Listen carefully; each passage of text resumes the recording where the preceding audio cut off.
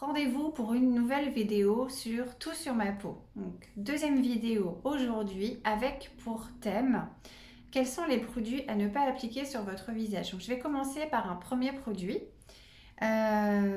Si vous avez bien suivi la première vidéo dans laquelle j'explique par rapport aux femmes en fait quel est le pH idéal en fait à maintenir à la surface de sa peau pour que sa peau fonctionne bien, qu'elle ne s'oxyde pas trop fort, donc qu'elle ne vieillisse pas non plus de manière exponentielle, en tout cas de limiter le vieillissement et l'oxydation un maximum, on a retenu que le pH idéal était de 5,5. Alors, ce n'est pas des notions que j'invente, hein, c'est vraiment tiré d'expériences scientifiques.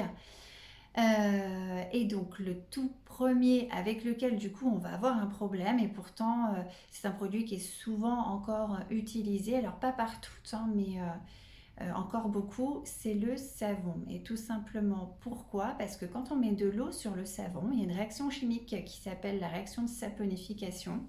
Et cette réaction de saponification, par définition, quand on la mesure, elle est basique.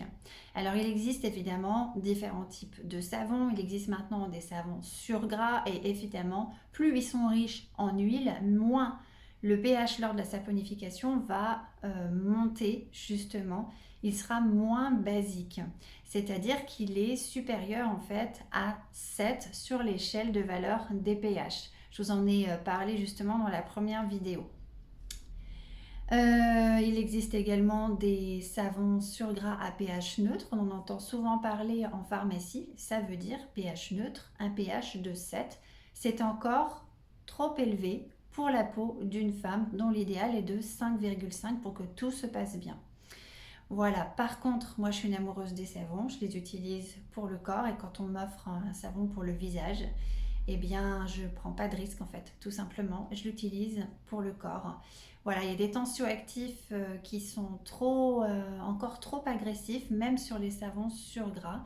Et par contre, pour l'utiliser sur le corps, il n'y a aucun problème. Je précise bien que la peau des hommes, c'est différent. Je ferai d'autres vidéos dessus ensuite. Le pH est un petit peu différent ensuite. Donc la peau d'un homme craint moins en fait par rapport au savon que celle d'une femme qui est beaucoup plus délicate et sensible et car souvent en fait moins épaisse également.